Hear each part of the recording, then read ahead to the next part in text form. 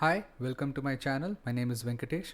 I upload content relating to the subject areas of accounting, business and economics. In this particular video, I'm going to be covering part 2, basics of accounting. So in this particular video, I'm going to be talking about accounting principles, and specifically under accounting principles, I'm going to be discussing accounting concepts. To start off with, let us understand business entity as a concept. Business entity is identifying the entire establishment of the organization, that is the business, as a separate legal entity or as a separate accounting entity. So what happens here is business is considered to be completely independent of the owners of the business. Business has its own identity because you give a name to it and then you attribute all your profits and losses to the business. All of the accounting transactions that you're going to enter, that is in the bookkeeping stage and in the accounting stage, you are going to ensure that all the transactions that you record is in relation to the business only.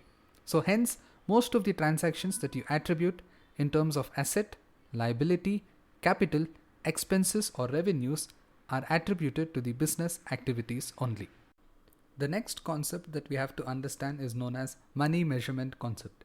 In this, it is very direct, stating that all transactions which are going to be interpreted in terms of money, only they are going to be recorded as part of the books of accounts. So when you're going to do the entire bookkeeping and then you're going to follow the accounting process, you are going to definitely ensure that all the transactions that you record are in relation to the business alone. And you're going to ensure that it gets recorded in monetary terms. Specifically to our country, we follow Indian National Rupee as our national currency. So we are going to measure everything in Indian National Rupee when we are recording the transactions in the books of accounts. That starts from journal entries all the way up to balance sheet. The next concept that we are going to be understanding is known as the cost concept. You see, cost is nothing but the actual amount spent in order to purchase an asset in the business, and specifically these assets are going to be used for creating additional income in the business, and these assets are also identified as investments. So cost is a form of investing your money in the business. Cost is a kind of expense where you're going to invest an amount to ensure there are going to be future returns in the operations of the business activities. So cost as a concept is very important because you are going to record a few assets which are specifically known as fixed assets, and this is an expenditure because these fixed assets are going to ensure that you are able to produce some goods or you're able to do some form of service which can guarantee you some payment as and when they occur. So you're going to earn some revenue as and when you're going to utilize these assets. So cost as a concept basically identifies the actual amount spent. Only that amount is going to be recorded in the books of accounts. Of course, these assets also have another attribution known as depreciation, which means to say over a period of time, these assets are going to lose their value. Of course, that depends on the usage and also on the salvage value, and you have to understand it completely depends upon how the asset is valued in the actual market also. So cost as a concept is trying to identify the expenditure, and an example of that is the fixed assets which you record in the balance sheet. And some very common fixed asset examples are machinery, land and building, and sometimes any other form of other assets that you're going to utilize during the process of production activities. In this particular concept of going concern, you're trying to understand that the business is assumed to continue for a very long period of time. And hence, considering that there is an indefinite period of time for which the business can continue, you're going to record those transactions on the basis of the life expectancy of the business. And how are you going to record these transactions? Basically, you're going to record them as per their nature of whether it's an asset, liability, expense, revenue, and capital. And these can occur on the complete life cycle of the business, and it can occur at any time. So considering that you do not know what could be the entire lifeline of the business, you record the transactions as and when they occur.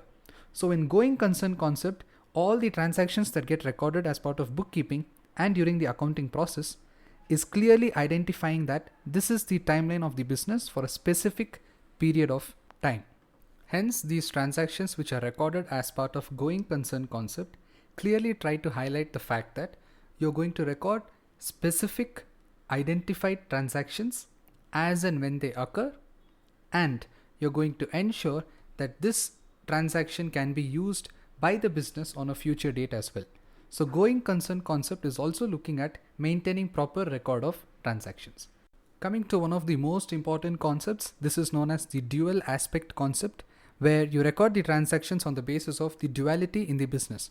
So what it means to say is, if you remember some of the mathematical equations that you might have studied in primary school, there is a clear distinction between what numbers should occur on the left hand side against what numbers are on the right hand side, and only when they are equal your answer is correct. So in accounting we follow the same principle as well, wherein we try to balance between what is supposed to be on the left hand side and what is supposed to be on the right hand side. And generally a traditional balance sheet is in a table format. On the left hand side you have capital, that includes capital plus liabilities. On the right hand side you have assets, which will include all the assets of the business. So generally the financial position of the business is determined using a balance sheet, and this balance sheet is going to tell you the dual aspect, the dual concept of how much liabilities plus capital will equal to asset, or how much capital is equal to asset minus liability, or liabilities is equal to asset minus capital. So in this manner you're going to identify what is the dual nature in the business. Is the left hand side balancing with the right hand side? And that is why the name of balance sheet is balance sheet, because basically what you do here, you record the transactions, and at the end of the financial year you're going to determine if there is an actual balance between your expenses and revenues, balance between your capital and assets of the organization. So this dual nature concept is basically very important because it starts from journal entry, and till balance sheet is created you're going to follow the left hand side is equal to right hand side logic. Next concept we have is known as the realization concept, which basically speaks about how revenue is going to get recognized when a sale is made. And this concept is very important because it specifically identifies for a fact that only those transactions need to be recorded when it actually occurs. So only if there's an event of exchange, you're going to realize the transaction has taken place. And under realization concept, you are specifically identifying revenue because sales is a form of revenue to the business, and you're going to recognize the sale only when you're earning the revenue. So business cannot record revenue until the actual amount is received. You see, there is a point that will contradict and relate with realization concept coming up later. So it's another concept that can contradict against the realization concept. But this concept is very important because it will ensure that businesses do not record for transactions which have not even taken place. Otherwise, it will become direct inflation of the amounts in the books of accounts. So that is not good for the business, and it can become manipulative over a period of time if businesses will tend to do this. Hence, you have this important accounting principle under which you have realization concept, where it is clearly highlighted that only those transactions should be recorded for which you have realized the amount. The next important concept is called as the accrual concept. If you remember in the previous concept, I stated that there is a contradictory concept against the realization, that is accrual concept. You see here, you're going to ensure that all income of the business is going to be measured between revenues and expenses only. Okay, so every transaction as per accrual concept affects either the asset, liability or capital, because these are the three important items which will come in your balance sheet, which will determine your financial position of the business. So hence, business transactions are recorded only on the event and only when you have received or paid the amount. And adjustment entries such as outstanding expenses or prepaid income, these two will also be entered as a part of accrual concept because these are transactions which are yet to take place.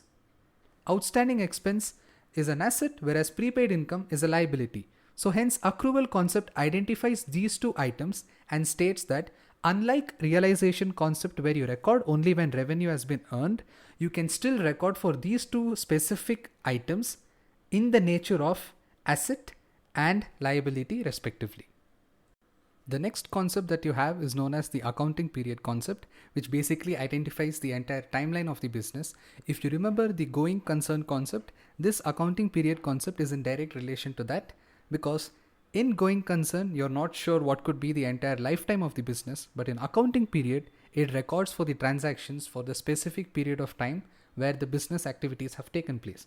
So the accounting period identifies the business cycle into one entire year, which is generally known as the financial year, which starts from 1st of April till 31st of March.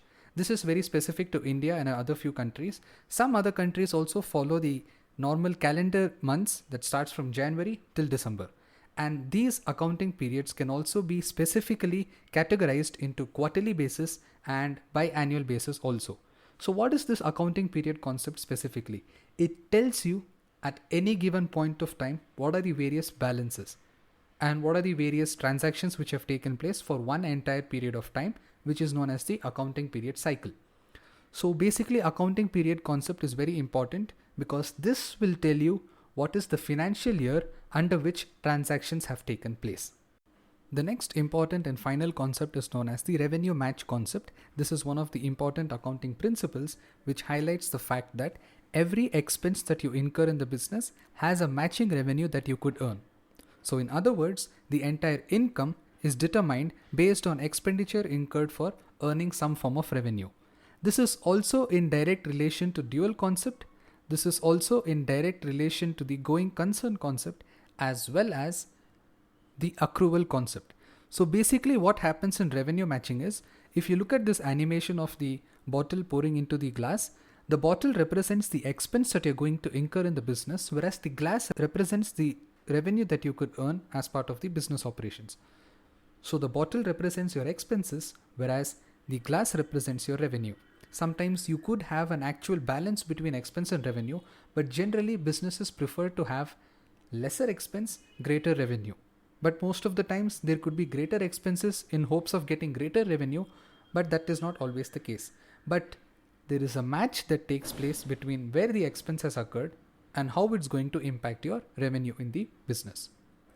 So that concludes the video for understanding part 2 basics of accounting, under which we looked at the various accounting concepts starting from business entity concept and what a business entity is, the money measurement concept where all transactions are recorded on the basis of money earned in the business, the cost concept where you identify the different costs or the cost that is incurred for an asset, the going concern concept where we understood that business life cycle could be indefinite, and then we got to understand the duality or the dual aspect concept where we understood what is the required balance between the left hand side and the right hand side, that is between capital, assets and liabilities.